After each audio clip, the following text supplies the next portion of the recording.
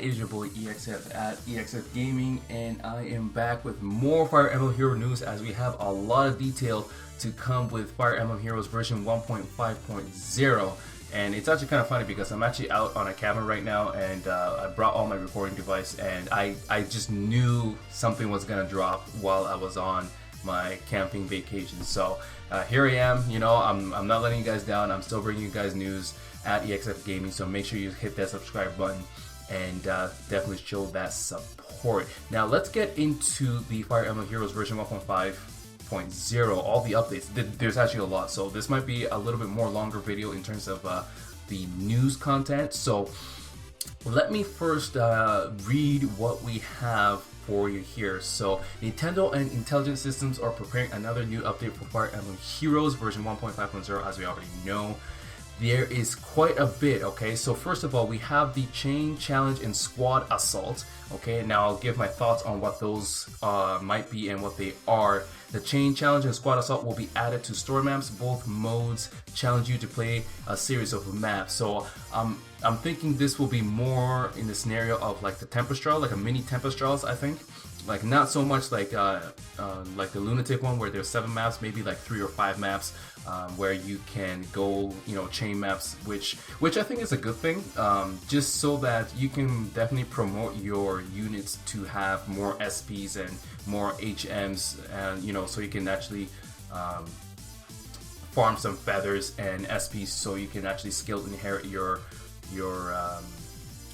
favorite units, right? Because a lot of the times when you pull a 5-star, one of the biggest challenges is to actually like collect SPs, right?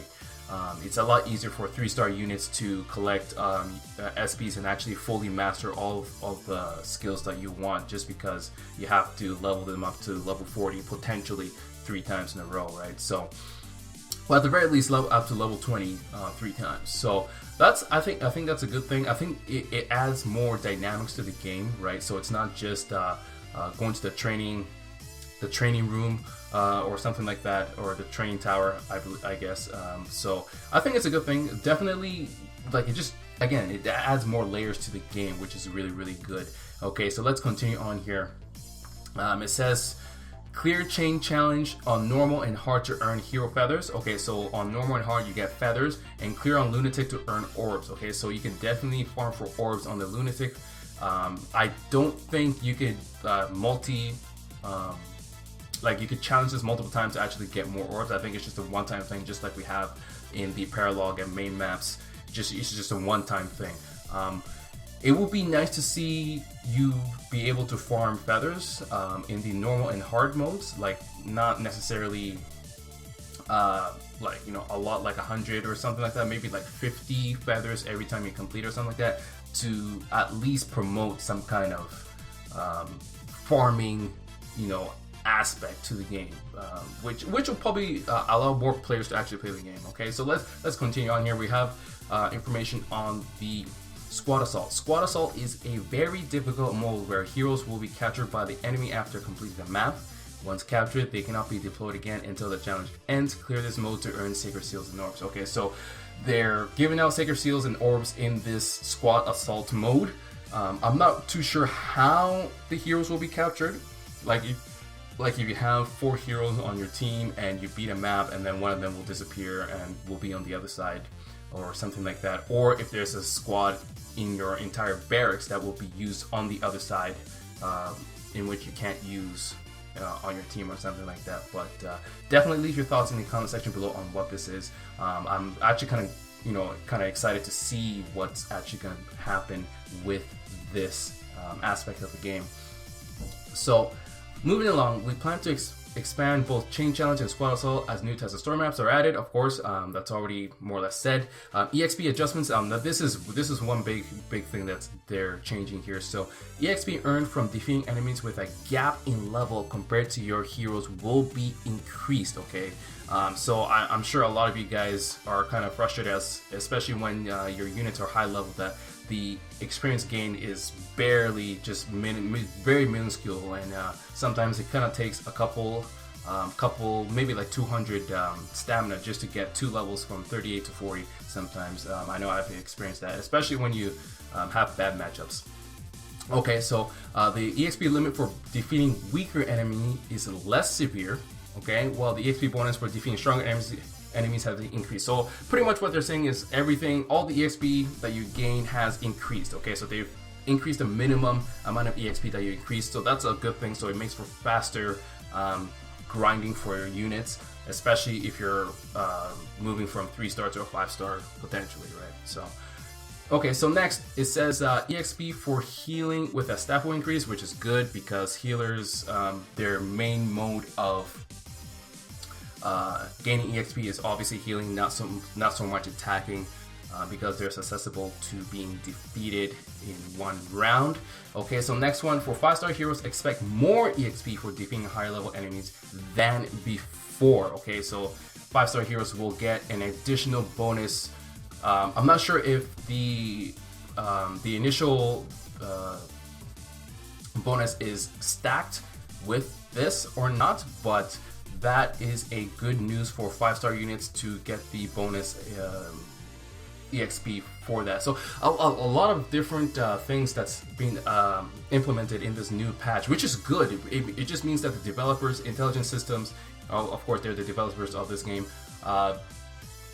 they're actually, you know, they care about the game. You know, they actually care about the game. They're trying to make this one of the best mobile games out there. And I can definitely see the potential for this game to be good. Okay, improvements to Tempest Trials. Okay, this is interesting because Tempest Trials, we had the first run Tempest Trials last month, and you know, obviously the developers saw something good, bad, whatever, and they're trying to, you know, make the game better, which is like, again, like, this is good for Intelligent Systems. Now let's look into here. When retrying a stage, injured enemies HP will not regenerate, while defeated enemies will stay defeated. Okay, this is actually really key, which allows you to actually use some of the weaker units to defeat maps that they may not be able to defeat if, you know, all the units were actually revived. Really good. If an enemy's HP is high, just as in version 1.4.0, their HP will decrease, so that's that 20% decrease for the next challenge. But in brackets here, when determining whether to retain a wounded enemy's HP value or decrease their HP, the game will use whichever value is lower, which is interesting. I guess that just gives more advantage to you. That's more or less what the game is trying to do, of course. Again, with weaker units, right? Because sometimes people will use the bonus units to start off, use that, lose, and then use their number 1 team or number 2 team sometimes. It just depends on how you go about it. I just use my number 1 team and actually go through the whole thing. But if you use your number 1 team to go, and maybe your number 2 team isn't quite up to par in terms of the matchup of what map you're doing, then it's actually really good to have this feature added. Now, I don't know if this is going to make it a lot easier or not, but of course we're going to find out with the next Tempest Trials. Okay, so scores for normal and hard have been adjusted for the Tempest Trials. The new base scores are shown below. Lunatic is 40, so that hasn't changed. Hard is 35, normal is 30, so that promotes, not like in terms of normal, it doesn't really matter too much, but for hard, definitely it kind of promotes the like more casual players to actually challenge Tempest Trials, just because the point difference between Lunatic and hard isn't that much anymore. But again, I think this is a good thing. It promotes more playtime into the game.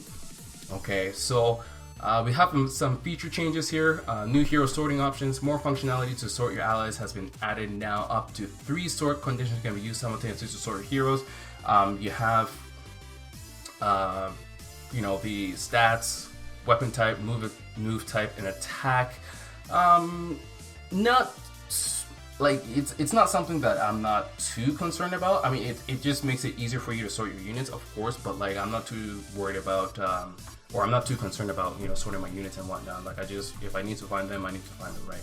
So I mean, but at least you have something more sophisticated than what we already have. Okay, so information added to summon screen, that's the next topic. The time remaining for a summoning event will now be displayed on the summoning screen. Also, a link to more info has been added, so you have a quick access to details for each summon focus, which is again another good thing. It's just nice to know when the banner's gonna end and whatnot. So not too much to say there.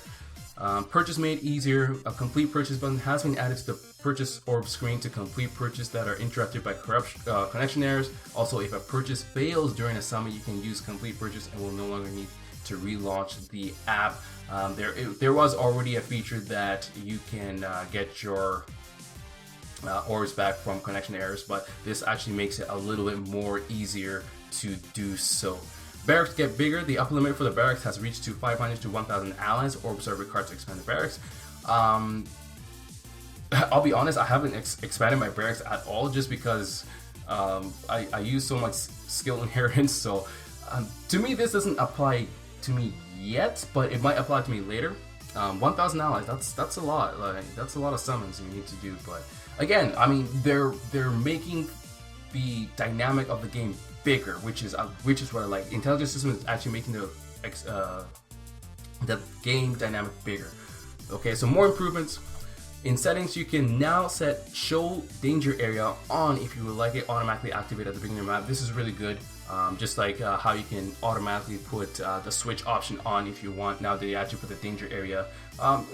You know, it's just an extra feature to make the game more convenient, right? So that's really good too.